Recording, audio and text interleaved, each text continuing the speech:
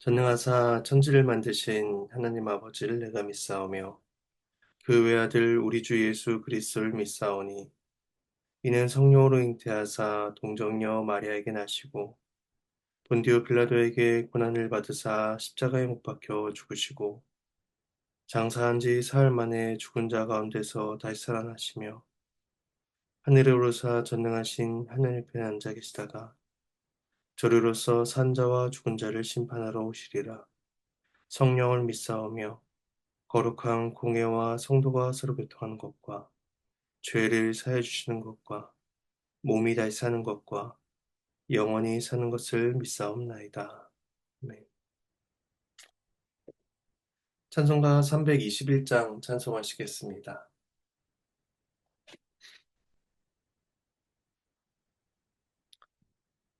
321장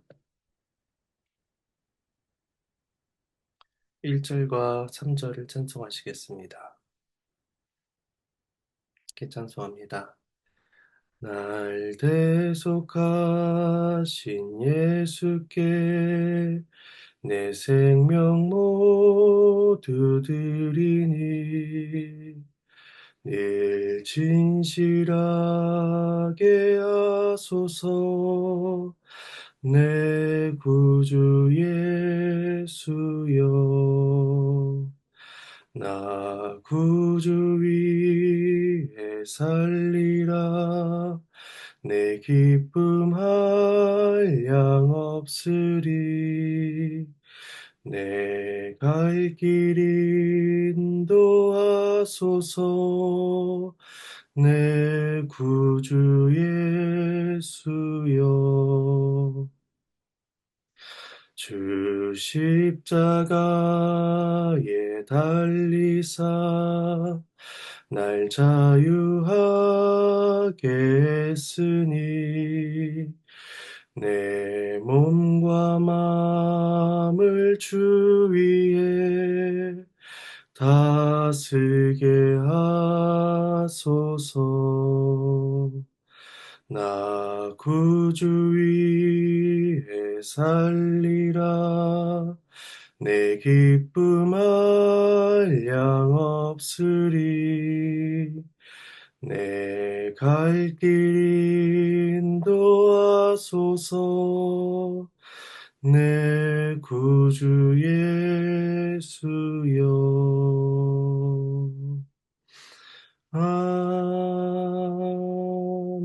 아멘.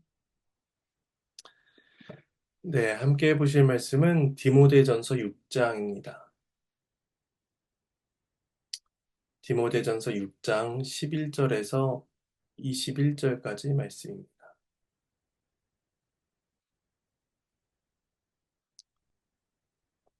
함께 주의 말씀을 나누겠습니다. 앞선 6장 4절에서 10절 부분 단락에서는 거짓 교사들의 특징과 또 그들의 모습과는 반대되는 경건을 디모데에게 권고합니다. 이제 그렇게 권고한 이후에 오늘 이어지는 본문은 디모데를 향한 구체적이고 적극적인 명령을 또 이어서 하고 있습니다. 먼저 11절과 12절 말씀은 디모데를 향한 신앙의 명령입니다. 말씀을 봉독하겠습니다. 오직 너 하나님의 사람아 이것들을 피하고 의와 경건과 믿음과 사랑과 인내와 온유를 따르며 믿음의 선한 싸움을 싸우라 영생을 취하라 이를 위하여 네가 부르심을 받았고 많은 증인 앞에서 선한 증언을 하였도다. 바울은 디모데를 향해 하나님의 사람이라 부르며 권면을 시작합니다. 하나님의 사람은 구약에서 선자를 지칭하는 표현이었는데 디모데가 그와 같이 하나님의 말씀을 전파하도록 세움을 받았기 때문에 이렇게 부르고 있습니다. 또한 이 표현은 디모데가 거짓 교사들과 달리 하나님의 참된 일꾼이다 라는 사실을 상기시켜주는 표현이기도 합니다. 먼저 바울은 디모데가 피하고 따라야 할 것이 무엇인지를 가르칩니다. 먼저 피하라 라고 말하는 이것들은 앞서 4절과 5절에서 언급된 거짓 교사들의 교만과 그 결과를 피하라 라는 말씀이며 또한 9절과 10절에서 언급된 돈을 사랑하는 모습에서 피하라 라는 것으로 볼 수 있습니다. 교만한 마음으로 변론과 논쟁을 일으키며 또 복음을 개인의 이익으로 채우는 그러한 수단으로 삼는 이것들을 피해서 달아나야 된다라고 명하고 있는 것입니다. 반면 디모데가 따라야 할 것은 6가지로 설명이 됩니다. 그 중에 앞에 3가지 의와 경건과 믿음은 하나님을 향한 신자의 자세를 말하고 있고 뒤에 3가지 사랑과 인내와 온유는 사람을 향한 자세를 말씀하고 있다고 볼 수 있습니다. 이 6가지는 하나님의 사람이라 라고 불린다고 해서 저절로 얻어지거나 또 자연스럽게 행해지는 그러한 결과물이나 열매들이 아닙니다. 끊임없이 하나님의 은혜를 구해야 하며 우리의 삶에서 지속적으로 나타날 수 있도록 노력해야만 그렇게 얻을 수 있는 것입니다. 그래서 죄를 피하라 라는 명령은 소극적인 측면으로서 가능한 죄로부터 빠르고 멀리 달아내야 된다는 것을 보여준다면 따르라 라는 명령은 적극적인 측면으로서 열심히 애쓰며 은혜를 구하며 추구해야 될 면을 보여줍니다. 그래서 12절에서 이어진 명령은 믿음의 선한 싸움을 싸우고 영생을 취하라 하고 있습니다. 여기서 싸움이라는 말은 경기장에서 상을 얻기 위해 경주하는 것을 뜻하는 것으로서 이 일에 임할 때에는 그러한 불굴의 노력을 필요로 한다는 것입니다. 노력해야 되고 인내해야 하는 일인 것이죠. 그리고 영생은 예수님과 그를 보내신 하나님 아버지를 아는 것으로서 디모데는 이미 영생을 누리고 있는 자였습니다. 그러므로 영생을 취하라 라는 말은 현재 그가 누리고 있는 그러한 영생을 단단히 붙잡으라 라는 명령입니다. 이것은 영생을 놓치거나 영생을 잃어버릴 수 있다라는 의미가 아니라 그리스도로 인해 누리게 된 새 생명의 기쁨을 이 땅에서 충분히 경험하라라는 그러한 가르침입니다.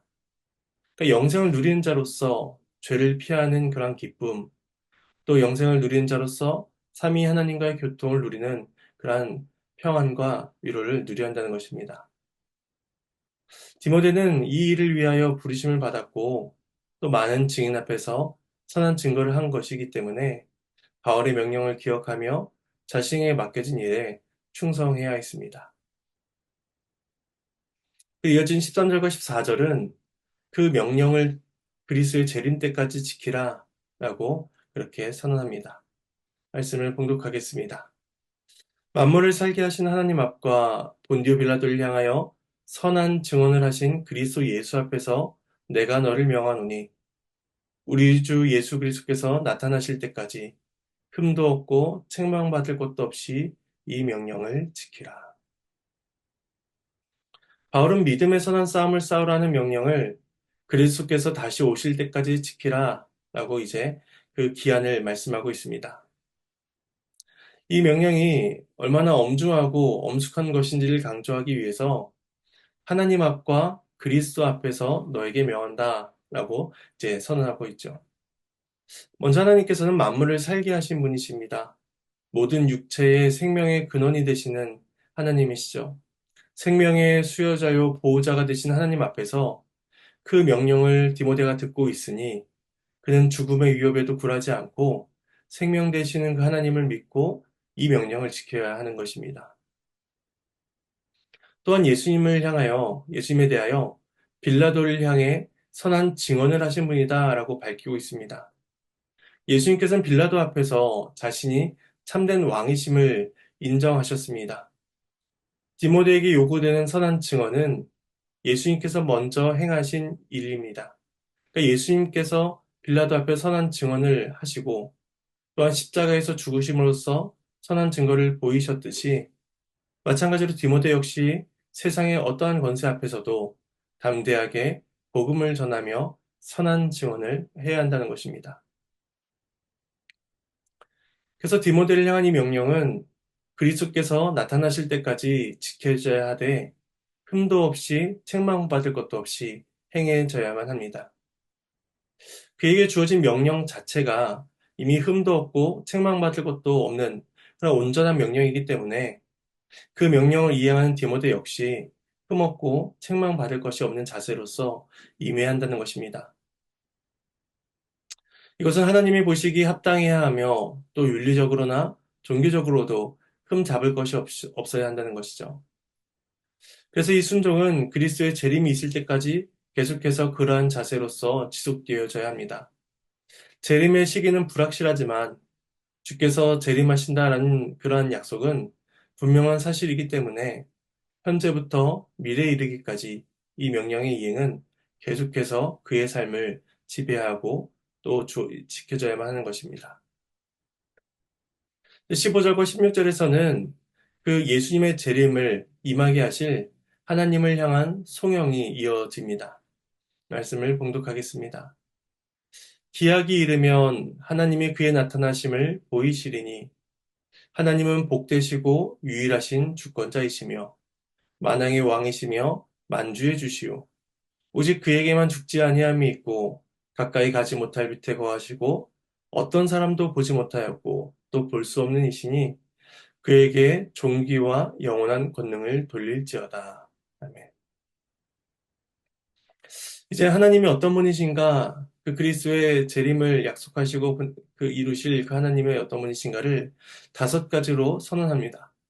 첫 번째는 하나님은 복되시고 유일하신 주권자이시다라는 것이죠. 그리스도의 재림은 성도들에게 복된 일이며 그 일은 주권자이신 하나님만이 행하실 수가 있는 것입니다. 그 두 번째는 하나님은 만왕의 왕이시며 만주의 주시다라는 것입니다. 하나님만이 모든 왕들을 주장하시며 또 천지 만물을 다스리십니다.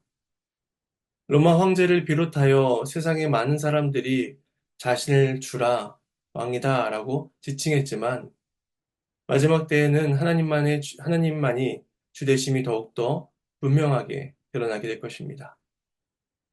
세 번째는 하나님에게 죽지 아니함이 있다는 것입니다. 하나님은 죽지 않으시는 분으로서 불멸하시며 또한 이 세상을 영원토록 통치하실 것입니다. 그의 마지막 심판 때에 만물은 그 영원하신 하나님 앞에서 심판을 받게 되며 하나님만이 홀로 영원 무궁하시다는 사실을 다시금 확인하게 될 것입니다. 네 번째는 하나님은 가까이 가지 못할 밑에 거하신다는 것입니다. 어두움은 거짓이든 악이든 어떤 모양이나 형태로도 하나님을 이기지 못할 것이며 그분의 임재 앞에 나아갈 수도 없을 것입니다. 마지막 다섯 번째는 하나님은 어떤 사람도 보지 못하고 볼 수 없는 분이시다 하는 것입니다. 하나님은 인간의 시야와 이해를 초월하신 분으로서 하나님과 인간 사이의 간극은 결코 설명되었거나 혹은 메꿔질 수가 없습니다. 하지만 하나님께서는 우리에게 하나님 자신을 나타내 보이셨고 우리에게 그 자신을 알려주셨습니다. 이렇게 하나님께서 어떤 분이신지를 선언한 바울은 그러한 하나님께 존귀와 영원한 권능을 돌릴지어다 라고 선언하며 또 스스로 아멘으로 화답합니다. 그러므로 이 명령을 받고 있는 디모데와 또 하나님을 구원자로 고백하게 된 성도 모두는 그 하나님께 합당한 영광을 올려드리면서 그 명령에 순종해 살아가야 한다는 것입니다.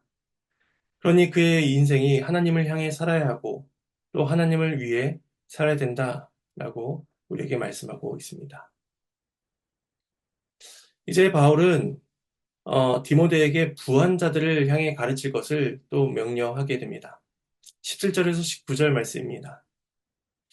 네가 이 세대에서 부한 자들을 명하여 마음을 높이지 말고 정함이 없는 재물에 소망을 두지 말고 오직 우리에게 모든 것을 후히 주사 누리게 하시는 하나님께 두며 선을 행하고 선한 사업을 많이 하고 나누어 주기를 좋아하며 너그러운 자가 되게 하라. 이것이 장래 자기를 위하여 좋은 터를 쌓아 참된 생명을 취하는 것이니라. 디모데가 부자들에게 명하여 피하게 할 것은 두 가지로 나타납니다. 첫 번째는 마음을 높이지 말라는 것입니다.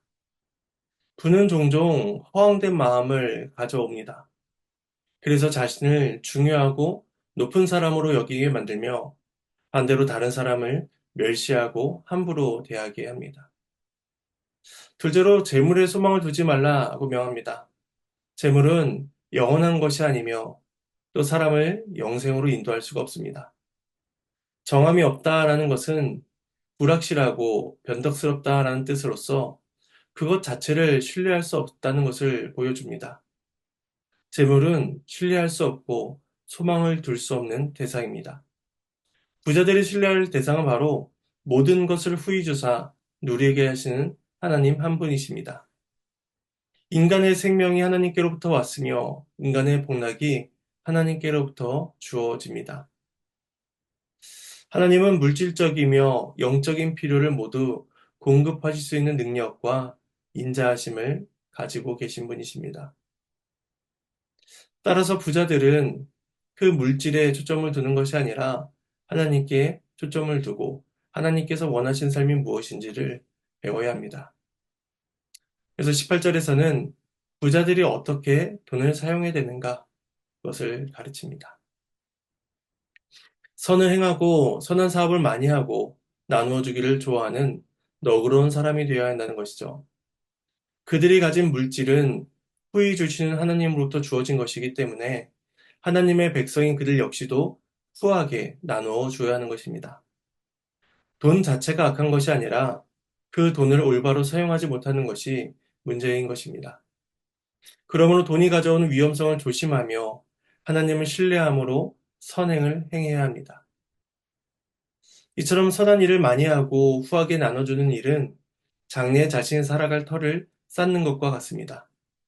그 터는 참된 생명을 누리는 곳으로서 잠시 있다 사라지는 이 세상의 터와는 완전히 다릅니다. 재물은 정함이 없이 사라지고 말지만 그 재물을 너그럽게 베푼다면 참된 생명을 누리게 되는 것이죠. 디모데가 자신에게 주어진 사명을 감당함으로써 영생을 취해하듯이 부자들도 자신에게 주어진 은혜 가운데 선을 행하면서 참된 생명을 경험할 수 있어야 합니다. 이제 그리고 마지막 20절과 21절에서는 이제 디모데를 향한 마지막 당부와 인사로서 서신을 마치고 있습니다. 마지막 말씀을 봉독하겠습니다. 디모데야, 망령되고 헛된 말과 거짓된 지식의 반론을 피함으로 내게 부탁한 것을 지키라. 이것을 따른 사람들이 있어 믿음에서 벗어났느니라. 은혜가 너희와 함께 있을지어다. 하나님의 말씀입니다. 하나님께 감사합니다. 바울은 마지막으로 한번 부탁한 것을 지키라 라고 다시 한번 더 말씀하면서 서신을 정리합니다. 디모데는 거짓 교사들과 헛된 논쟁을 피해야 합니다. 그들의 말은 진리가 없으므로 망령되고 헛된 것이며 거짓된 지식으로 가득 차 있습니다.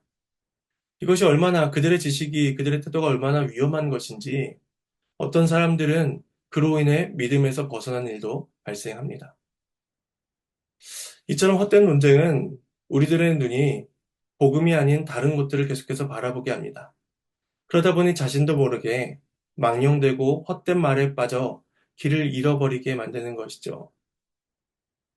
결국 디모데와 모든 성도들에게 요구되는 것은 그 헛된 논쟁과 그들과의 다툼으로써 진리를 증거하기보다 그 복음의 진리를 지킨다는 것은 복음을 배우고 전하며 그 말씀에 따라 사는 것으로 이루어진다는 사실을 우리에게 가르쳐 줍니다.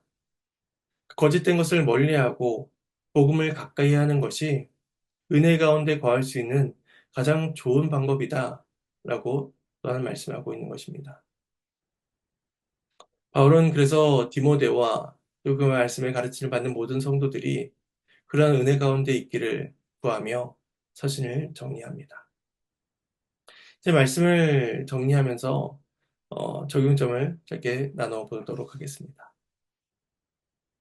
첫 번째는 성도로서 피하고 따르며 쌓아야 할 것이 무엇인가? 우리도 말씀을 통해서 살펴보고 그것을 따라 살아야 할 것입니다. 두 번째는 그리스도의 재림이 반드시 이루어질 것을 생각하면서 그 인생 동안 하나님께 영광과 존귀를 올려드리는 삶이 될 수 있도록 하나님의 은혜를 구해야 할 것입니다. 세 번째는 하나님께서 이미 나에게 베풀어 주신, 후하게 베풀어 주신 은혜들을 묵상하며 하나님과 이웃을 위해서 그것들을 선히 사용하고 그로 인해 참된 생명을 취한 자가 될 수 있도록 우리 또한 애써야 될 것입니다. 마지막으로 세상에 거짓되고 망령된 것들을 피하고 진리를 늘 가까이 할 수 있도록 그러한 자세를 가져야 할 것입니다. 이런 은혜가 오늘 저와 여러분의 삶 가운데 있기를 소망합니다. 제가 잠시 기도하도록 하겠습니다. 하나님의 은혜에 감사를 드립니다. 사도 바울을 통하여 디모데에게 주신 교훈을 우리 또한 참고하며 또 우리에게 주신 교훈이 무엇인지를 생각해 보게 됩니다. 마지막 때를 살아가는 성도로서 선한 싸움을 싸우며 피할 것은 피하고 취할 것은 취하며 하나님의 영광을 위하여 살아가는 모든 복된 성도들이 될 수 있도록 주여 도와주시옵소서. 하나님의 은혜에 감사를 드리옵고 이 모든 말씀 예수님의 이름으로 기도합니다. 주님께서 가르쳐 주신 기도로 마치겠습니다. 하늘에 계신 우리 아버지여 이름이 거룩히 여김을 받으시오며 나라가 임하시오며 뜻이 하늘에서 이루어진 것 같이 땅에서도 이루어지이다. 오늘 우리에게 일용할 양식을 주시옵고 우리가 우리에게 죄 지은 자를 사여 준 것 같이 우리 죄를 사해 주시옵고 우리를 시험에 들게 하지 마시옵고 다만 악에서 구하시옵소서. 나라와 권세와 영광이 아버지께 영원히 싸움나이다.